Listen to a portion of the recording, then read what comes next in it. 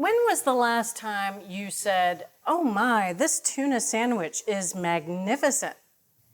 Probably never, unless you've had Pan Bagnat. This is a tuna sandwich that comes from the Provence region of France, and it's basically a salad niçoise on bread and so much more. It's going to blow your mind. I'm going to show you how great this sandwich can be. So I've got here a red onion. I'm going to cut it in half. All right, so I need to slice this nice and thin. So now these are going to go into a bowl. I'm going to add 1 minced garlic clove. Let's wham that right in there. All right, so that looks great. Now, we want to soften the flavor of the onion, but also soften its texture a little bit. So I'm going to use some red wine vinegar, 3 tablespoons of it, and just toss the onion with the vinegar. And that needs a little bit of time to soften. Next component, tomato. I'm going to core it. Just take my paring knife, go in at an angle, just like that. And I'm going to slice this nice and thin as well, similar to the onion. So you can use a very sharp knife to slice, or if you find that your knife isn't that sharp, you can use a serrated knife. It's beautiful for slicing tomatoes. So in order to drive off a little bit more of the moisture, I'm going to put these tomato slices onto a paper towel lined plate. So while we have our bread knife out anyway, how about we cut some bread? And we're using a baguette here. Now, often, traditionally, this sandwich is made on individual rolls or small batards, but we're using a baguette so we can really contain all of the fillings that we're going to put in. And you want to look for a baguette that's about 18 inches long, about 3 inches wide, 2 inches tall. I'm going to slice it. It's always a good idea to use a really good quality bread. And now, to really contain everything inside there, we're going to take out a lot of this interior. You can use your fingers, you can use a sharp spoon, but I want to keep about a 1/4 inch border around the edge and the bottom of the baguette. So I'm making a bread trough here, and this is really going to contain everything that we're going to put in it. I'm just going to score the bread a little bit. I'm not going all the way through, but it makes it a little easier for it to be removed. All right, so that's looking pretty good there. Now, I am not going to do the same with the top part of this baguette here. Really, I just wanted to do the bottom to create kind of a baguette boat. All right, so these are going to go onto a rimmed baking sheet, and I'm going to put this into a 350-degree oven until they just start to get a little bit toasty. That's going to take about 5 minutes.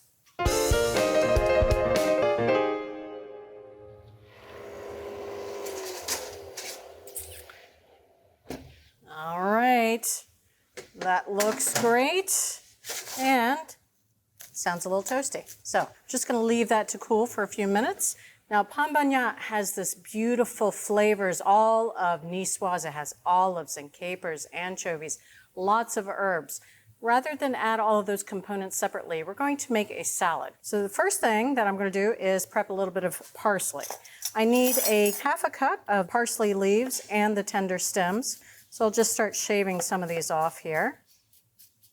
All right, and gather these up. And I'm not doing the chopping, my food processor is. Again, that's a 1/2 cup. And I can't remember the last time I was cooking with marjoram, but this is definitely an occasion for it. So I need 2 tablespoons of marjoram leaves. I'm just running my fingers down the stems to pop them off as I go. Some of the tender stems in there are fine too. That's 1. That looks like another tablespoon there.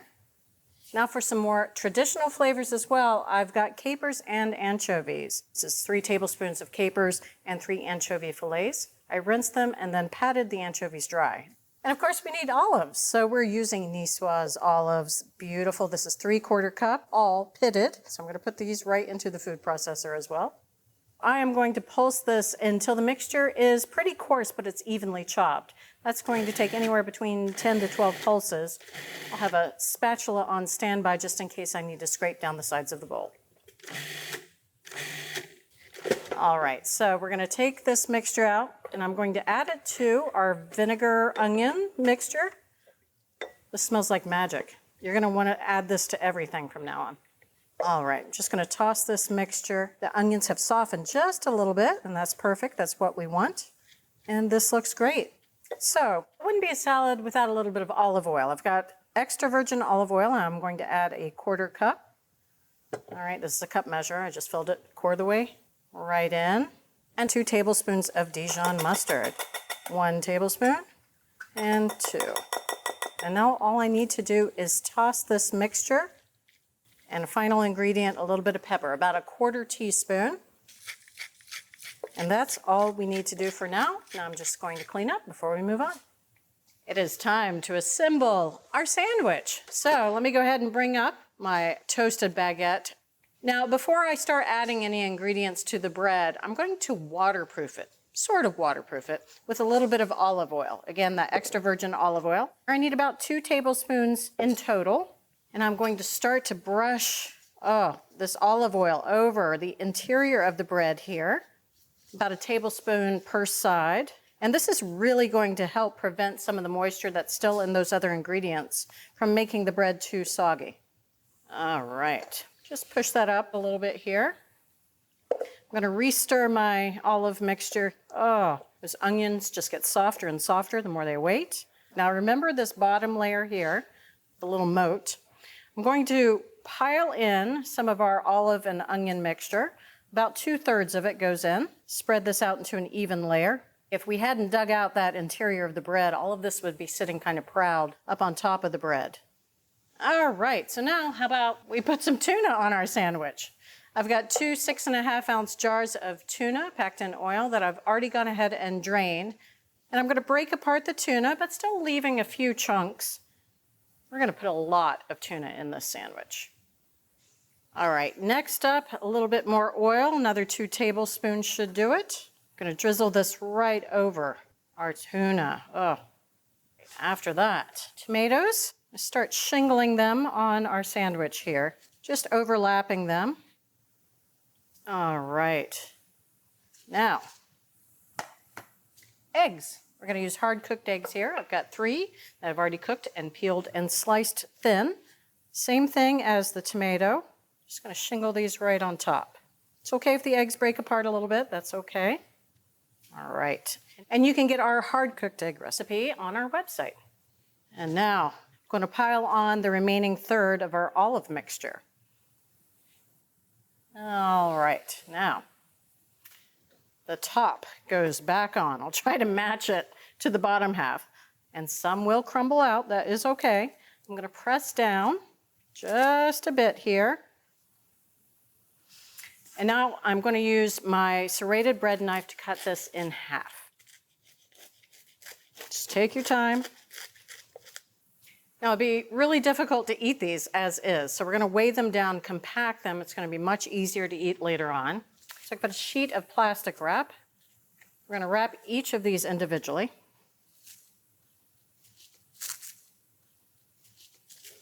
Nice and tightly. So we've got these on a rimmed baking sheet. I'm going to put a second baking sheet on top. And we want to weigh these down to press them, to compact all of those fillings inside. And it also makes everything just taste better with every bite. Now, you could put a couple of 5-pound bags right on top of here, or if you have a handy toddler hanging around, but I'm going to go get my Dutch oven. There we go. Let's make sure it's balanced. So I'm going to leave this Dutch oven right on top, and I'm going to weigh down these sandwiches for a minimum of an hour. Oh, look what an hour does. It's really flattened this sandwich quite a bit. So now it's time to eat.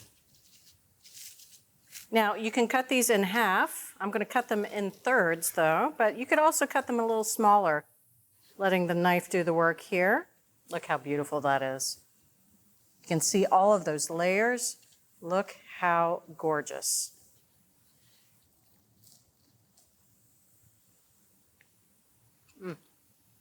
It's hard to know what to talk about first, but that olive salad and the onions in there that are just soft enough, but I can still taste them.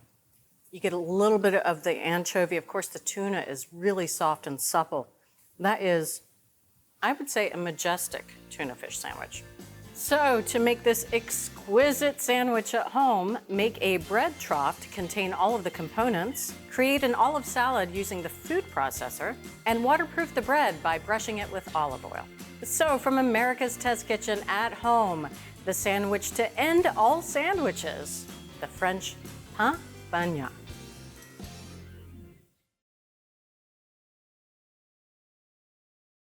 Thanks for watching America's Test Kitchen. What'd you think? Well, leave a comment and let us know which recipes you're excited to make, or you can just say hello.